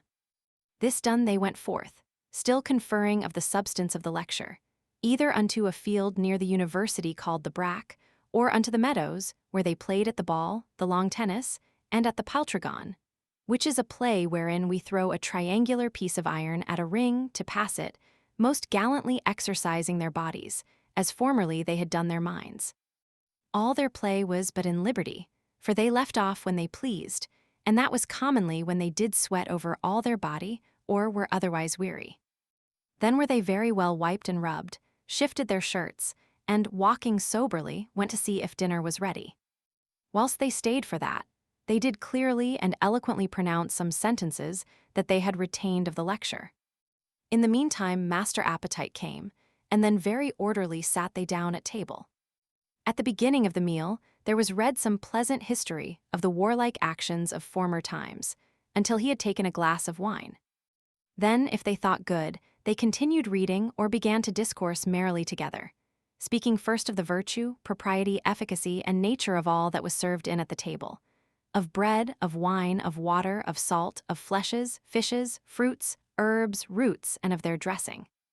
By means whereof he learned in a little time all the passages competent for this that were to be found in Pliny, Athenaeus, Dioscorides, Julius Pollux, Galen, Porphyry, Oppian, Polybius, Heliodora, Aristotle, Aelian, and others. Whilst they talked of these things, many times, to be the more certain, they caused the very books to be brought to the table, and so well and perfectly did he in his memory retain the things above said, that in that time there was not a physician that knew half so much as he did. Afterwards they conferred of the lessons read in the morning, and, ending their repast with some conserve or marmalade of quinces, he picked his teeth with mastic toothpickers, washed his hands and eyes with fair fresh water, and gave thanks unto God in some fine cantiques, made in praise of the divine bounty and munificence. This done, they brought in cards, not to play, but to learn 1,000 pretty tricks and new inventions, which were all grounded upon arithmetic. By this means, he fell in love with that numerical science, and every day after dinner and supper, he passed his time in it as pleasantly as he was wont to do at cards and dice, so that at last he understood so well both the theory and practical part thereof, that Tunstall the Englishman, who had written very largely of that purpose, confessed that verily in comparison of him he had no skill at all. And not only in that, but in the other mathematical sciences, as geometry, astronomy, music, and sea. For in waiting on the concoction and attending the digestion of his food, they made 1,000 pretty instruments and geometrical figures, and did in some measure practice the astronomical canons. After this they recreated themselves with singing musically, in 4 or 5 parts, or upon a set theme or ground at random, as it best pleased them. In matter of musical instruments, he learned to play upon the lute, the virginals, the harp, the Almain flute with 9 holes, the viol, and the sackbut. This hour thus spent, and digestion finished, he did purge his body of natural excrements, then betook himself to his principal study for 3 hours together, or more, as well to repeat his matutinal lectures as to proceed in the book wherein he was, as also to write handsomely, to draw and form the antique and Roman letters. This being done, they went out of their house, and with them a young gentleman of Touraine named the Esquire Gymnast, who taught him the art of writing. Changing then his clothes, he rode a Naples courser, a Dutch rowson, a Spanish jennet, a barded or trapped steed, then a light fleet horse, unto whom he gave 100 carriers, made him go the high salts, bounding in the air, free the ditch with a skip, leap over a stile or pale, turn short in a ring both to the right and left hand. There he broke not his lance, for it is the greatest foolery in the world to say, I have broken 10 lances at tilts or in fight. A carpenter can do even as much. But it is a glorious and praiseworthy action, with 1 lance to break and overthrow 10 enemies. Therefore, with a sharp, stiff, strong, and well-steeled lance would he usually force up a door, pierce a harness, beat down a tree, carry away the ring, lift up a cuirassier saddle, with the mail coat and gauntlet. All this he did in complete arms from head to foot. As for the prancing flourishes and smacking popisms for the better cherishing of the horse, commonly used in riding, none did them better than he. The cavallerize of Ferrara was but as an ape compared to him. He was singularly skillful in leaping nimbly from one horse to another without putting foot to ground, and these horses were called desultories. He could likewise from either side, with a lance in his hand, leap on horseback without stirrups, and rule the horse at his pleasure without a bridle. For such things are useful in military engagements. Another day he exercised the battle-axe, which he so dexterously wielded, both in the nimble, strong, and smooth management of that weapon, and that in all the feats practicable by it, that he passed knight of arms in the field and at all essays. Then tossed he the pike, played with the 2-handed sword, with the backsword, with the Spanish tuck, the dagger, poniard, armed, unarmed, with a buckler, with a cloak, with a target. Then would he hunt the hart, the roebuck, the bear, the fallow deer, the wild boar, the hare, the pheasant, the partridge, and the bustard. He played at the balloon, and made it bound in the air, both with fist and foot. He wrestled, ran, jumped not at 3 steps and a leap, called the hops, nor at clochepede, called the hare's leap, nor yet at the almains. For said gymnast, these jumps are for the wars altogether unprofitable, and of no use but at one leap he would skip over a ditch, spring over a hedge, mount 6 paces upon a wall, ramp, and grapple after this fashion up against a window of the full height of a lance. He did swim in deep waters on his belly, on his back, sideways with all his body, with his feet only, with one hand in the air, wherein he held a book, crossing thus the breadth of the river of Seine without wetting it, and dragged along his cloak with his teeth, as did Julius Caesar. Then with the help of one hand he entered forcibly into a boat, from whence he cast himself again headlong into the water, sounded the depths, hollowed the rocks, and plunged into the pits and gulfs. Then turned he the boat about, governed it, led it swiftly or slowly with the stream and against the stream, stopped it in his course, guided it with one hand, and with the other laid hard about him with a huge great oar, hoisted the sail, hied up along the mast by the shrouds, ran upon the edge of the decks, set the compass in order, tackled the bowlines, and steered the helm. Coming out of the water, he ran furiously up against a hill, and with the same alacrity and swiftness ran down again. He climbed up at trees like a cat, and leaped from the one to the other like a squirrel. He did pull down the great boughs and branches like another Milo. Then with two sharp, well-steeled daggers and two tried bodkins would he run up by the wall to the very top of a house like a rat. Then suddenly came down from the top to the bottom, with such an even composition of members that by the fall he would catch no harm. He did cast the dart, throw the bar, put the stone, practice the javelin, the boar-spear or partisan, and the halbert.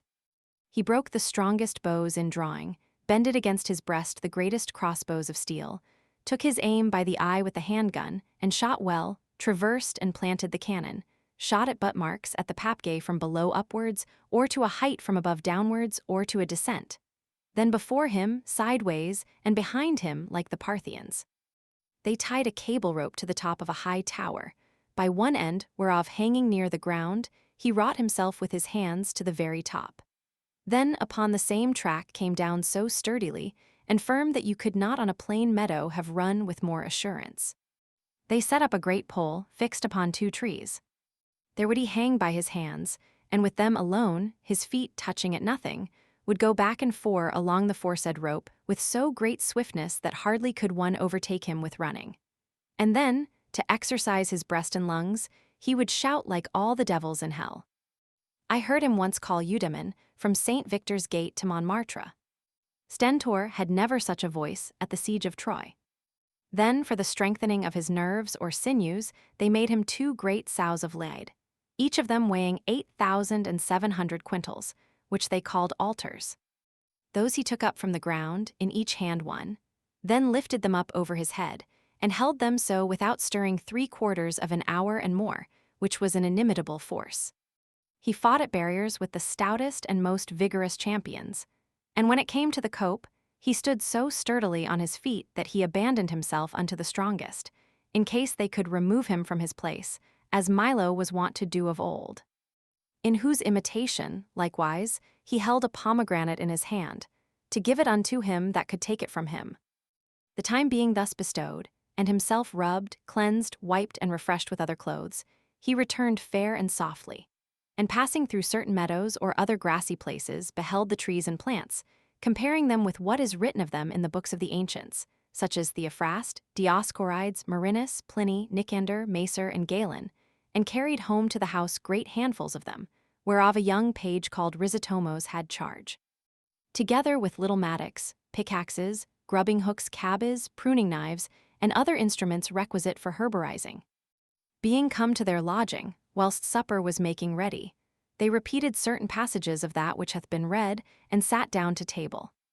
Here remark that his dinner was sober and thrifty, for he did then eat only to prevent the gnawings of his stomach, but his supper was copious and large, for he took then as much as was fit to maintain and nourish him, which indeed is the true diet prescribed by the art of good and sound physic, although a rabble of logger-headed physicians, nuzzled in the brabbling shop of sophisters, counsel the contrary. During that repast was continued the lesson read at dinner as long as they thought good. The rest was spent in good discourse, learned and profitable. After that they had given thanks, he set himself to sing vocally and play upon harmonious instruments, or otherwise passed his time at some pretty sports, made with cards or dice, or in practicing the feats of legerdemain with cups and balls. There they stayed some nights in frolicking thus, and making themselves merry till it was time to go to bed. And on other nights they would go make visits unto learned men, or to such as had been travelers in strange and remote countries. When it was full night before they retired themselves, they went unto the most open place of the house to see the face of the sky, and there beheld the comets, if any were, as likewise the figures, situations, aspects, oppositions, and conjunctions of both the fixed stars and planets.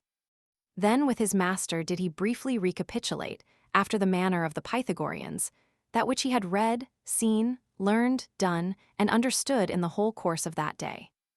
Then prayed they unto God the Creator, in falling down before him, and strengthening their faith towards him, and glorifying him for his boundless bounty. And, giving thanks unto him for the time that was past, they recommended themselves to his divine clemency for the future. Which being done, they went to bed, and betook themselves to their repose and rest. Chapter 1.24. How Gargantua spent his time in rainy weather. If it happened that the weather were anything cloudy, foul, and rainy, all the forenoon was employed, as before specified, according to custom, with this difference only, that they had a good clear fire lighted to correct the distempers of the air. But after dinner, instead of their wonted exercitations, they did abide within, and by way of apotherapy, that is, a making the body healthful by exercise, did recreate themselves in bottling up of hay, in cleaving and sawing of wood, and in thrashing sheaves of corn at the barn. Then they studied the art of painting or carving, or brought into use the antique play of tables, as Leonicus hath written of it, and as our good friend Lascaris playeth at it. In playing, they examined the passages of ancient authors, wherein the said play is mentioned, or any metaphor drawn from it. They went likewise to see the drawing of metals or the casting of great ordnance, how the lapidaries did work, as also the goldsmiths and cutters of precious stones. Nor did they omit to visit the alchemists, money coiners, upholsterers, weavers, velvet workers, watchmakers, looking-glass framers, printers, organists, and other such kind of artificers, and, everywhere giving them somewhat to drink, did learn and consider the industry and invention of the trades. They went also to hear the public lectures, the solemn commencements, the repetitions, the acclamations, the pleadings of the gentle lawyers, and sermons of evangelical preachers. He went through the halls and places appointed for fencing, and there played against the masters themselves at all weapons, and showed them by experience that he knew as much in it as, yea, more than they. And instead of herborizing, they visited the shops of druggists, herbalists, and apothecaries, and diligently considered the fruits, roots, leaves, gums, seeds, the grease and ointments of some foreign parts, as also how they did adulterate them. He went to see the jugglers, tumblers, mountebanks, and quacksalvers, and considered their cunning, their shifts, their somersaults and smooth tongue, especially of those of Chauny and Picardy, who are naturally great praters and brave givers of fibs in matter of green apes. At their return they did eat more soberly at supper than at other times, and meats more desiccative and extenuating, to the end that the intemperate moisture of the air, communicated to the body by a necessary confinative, might by this means be corrected, and that they might not receive any prejudice for want of their ordinary bodily exercise. Thus was Gargantua governed, and kept on in this course of education, from day to day profiting, as you may understand such a young man of his age may, of a pregnant judgment, with good discipline well continued. Which, although at the beginning it seemed difficult, became a little after so sweet, so easy, and so delightful, that it seemed rather the recreation of a king than the study of a scholar. Nevertheless Ponocrates, to divert him from this vehement intention of the spirits, thought fit, once in a month, upon some fair and clear day, to go out of the city betimes in the morning, either towards Gentilly or Boulogne or to Montrouge or Charenton Bridge or to Vannes or St. Cloud, and there spend all the day long in making the greatest cheer that could be devised, sporting, making merry, drinking healths, playing, singing, dancing, tumbling in some fair meadow, unnestling of sparrows, taking of quails, and fishing for frogs and crabs. But although that day was passed without books or lecture, yet was it not spent without profit. For in the said meadows they usually repeated certain pleasant verses of Virgil's agriculture, of Hesiod, and of Politian's husbandry, would set abroach some witty Latin epigrams, then immediately turn them into roundelays and songs for dancing in the French language. In their feasting they would sometimes separate the water from the wine that was therewith mixed, as Cato teacheth, de re rustica, and Pliny with an ivy cup would wash the wine in a basin full of water, then take it out again with a funnel as pure as ever. They made the water go from one glass to another, and contrived 1,000 little automatory engines, that is to say, moving of themselves. Chapter 1.25. How there was great strife and debate raised betwixt the cake-bakers of Lerne, and those of Gargantua's country, whereupon were waged great wars. At that time, which was the season of vintage, in the beginning of harvest, when the country shepherds were set to keep the vines, and hinder the starlings from eating up the grapes, as some cake bakers of Lerne happened to pass along in the broad highway, driving into the city 10 or 12 horses loaded with cakes, the said shepherds courteously entreated them to give them some for their money, as the price then ruled in the market. For here it is to be remarked that it is a celestial food to eat for breakfast hot fresh cakes with grapes, especially the frail clusters, the great red grapes, the muscadine, the Virgis grape, and the lascard, for those that are costive in their belly, because it will make them gush out, and squirt the length of a hunter's staff, like the very tap of a barrel. And oftentimes, thinking to let a squib, they did altibus squatter and conskite themselves, whereupon they are commonly called the vintage thinkers. The bun sellers, or cake makers, were in nothing inclinable to their request, but which was worse, did injure them most outrageously, calling them prattling gabblers, liquorous gluttons, freckled bitters, mangy rascals, shite-abed scoundrels, drunken roysters, sly knaves, drowsy loiterers, slapsauce fellows, slabberdigullion druggles, lubberly louts, cozening foxes, ruffian rogues, paltry customers, sycophant varlets, drawlech hoydens, flouting milksops, jeering companions, staring clowns, forlorn snakes, ninny lobcocks, scurvy sneaksbees, fondling fops, base loons, saucy coxcombs, idle lusks, scoffing braggarts, naughty meacocks, blockish grutnalls, dodapal joltheads, jobbernal goosecaps, foolish loggerheads, flutch calf lollies, grouthead gnat snappers, lobdotterals, gaping changelings, codshead lubies, woodcock slangams, ninny hammer flycatchers, naughty peak simpletons, turdy gut, shitten shepherds, and other such-like defamatory epithets. Saying further, that it was not for them to eat of these dainty cakes, but might very well content themselves with the coarse, unranged bread, or to eat of the great brown household loaf. To which provoking words, one amongst them, called Forgier, an honest fellow of his person and a notable springle, made answer very calmly thus: "How long is it since you have got horns, that you are become so proud? Indeed, formerly, you were wont to give us some freely, and will you not now let us have any for our money? This is not the part of good neighbors, neither do we serve you thus when you come hither to buy our good corn, whereof you make your cakes and buns. Besides that, we would have given you to the bargain some of our grapes, but, by his zounds, you may chance to repent it, and possibly have need of us at another time, when we shall use you after the like manner, and therefore remember it." Then Marque, a prime man in the confraternity of the cake bakers, said unto him, "Yea, sir, thou art pretty well crust-risen this morning. Thou didst eat yesternight too much millet and ballamong. Come hither, sirrah, come hither, I will give thee some cakes."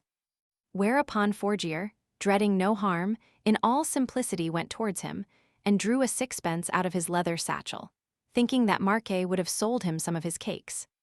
But instead of cakes, he gave him with his whip such a rude lash overthwart the legs, that the marks of the whipcord knots were apparent in them, then would have fled away. But Forgier cried out as loud as he could, "Oh, murder, murder, help, help, help!" And in the meantime threw a great cudgel after him, which he carried under his arm, wherewith he hit him in the coronal joint of his head, upon the crotaphic artery of the right side thereof, so forcibly, that Marque fell down from his mare more like a dead than living man. Meanwhile the farmers and country swains, that were watching their walnuts near to that place, came running with their great poles and long staves, and laid such load on these cake bakers, as if they had been to thresh upon green rye. The other shepherds and shepherdesses, hearing the lamentable shout of Forgier, came with their slings and slackies following them, and throwing great stones at them, as thick as if it had been hail. At last they overtook them, and took from them about 4 or 5 dozen of their cakes. Nevertheless, they paid for them the ordinary price, and gave them over and above 100 eggs and 3 baskets full of mulberries. Then did the cake bakers help to get up to his mare Marque, who was most shrewdly wounded, and forthwith returned to Lerne, changing the resolution they had to go to peril, threatening very sharp and boisterously the cowherds, shepherds, and farmers of Seville and Sines. This done, the shepherds and shepherdesses made merry with these cakes and fine grapes, and sported themselves together at the sound of the pretty small pipe, scoffing and laughing at those vainglorious cake bakers, who had that day met with a mischief for want of crossing themselves with a good hand in the morning. Nor did they forget to apply to Forgier's leg some fair great red medicinal grapes, and so handsomely dressed it and bound it up that he was quickly cured. Chapter 1.26. How the inhabitants of Lerne, by the commandment of Picrochole their king, assaulted the shepherds of Gargantua unexpectedly and on a sudden. The cake-bakers, being returned to Lerne, went presently, before they did either eat or drink, to the capital, and there before their king, called Picrochole, the third of that name, made their complaint, showing their panniers broken, their caps all crumpled, their coats torn, their cakes taken away, but above all Marquet most enormously wounded, saying that all that mischief was done by the shepherds and herdsmen of Grangacier, near the broad highway beyond Seville. Picrochole incontinent grew angry and furious, and without asking any further what, how, why, or wherefore, commanded the ban and arriere ban to be sounded throughout all his country, that all his vassals of what conditions soever should, upon pain of the halter, come, in the best arms they could, unto the great place before the castle, at the hour of noon, and the better to strengthen his design, he caused the drum to be beat about the town. Himself, whilst his dinner was making ready, went to see his artillery mounted upon the carriage, to display his colours, and set up the great royal standard, and loaded wains with store of ammunition both for the field and the belly, arms and victuals. At dinner he dispatched his commissions, and by his express edict my lord Shagrag was appointed to command the vanguard, wherein were numbered 16,014 arquebusiers or firelocks, together with 30,011 volunteer adventurers.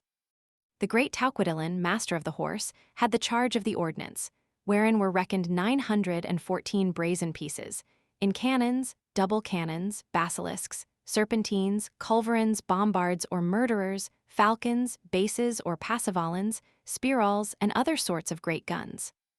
The rearguard was committed to the Duke of Scrapegood. In the main, battle was the king and the princes of his kingdom.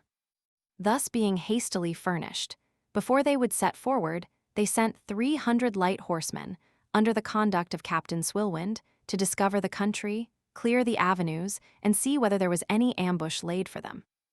But after they had made diligent search, they found all the land round about in peace and quiet, without any meeting or convention at all, which Picrochole understanding, commanded that everyone should march speedily under his colours. Then immediately in all disorder, without keeping either rank or file, they took the fields one amongst another, wasting, spoiling, destroying, and making havoc of all wherever they went, not sparing poor nor rich, privileged or unprivileged places, church nor laity, drove away oxen and cows, bulls, calves, heifers, wethers, ewes, lambs, goats, kids, hens, capons, chickens, geese, ganders, goslings, hogs, swine, pigs, and such like. Beating down the walnuts, plucking the grapes, tearing the hedges, shaking the fruit trees, and committing such incomparable abuses, that the like abomination was never heard of.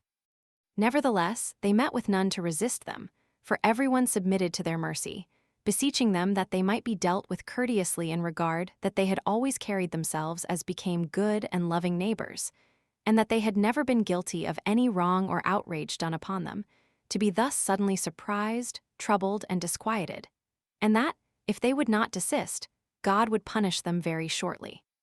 To which expostulations and remonstrances no other answer was made, but that they would teach them to eat cakes.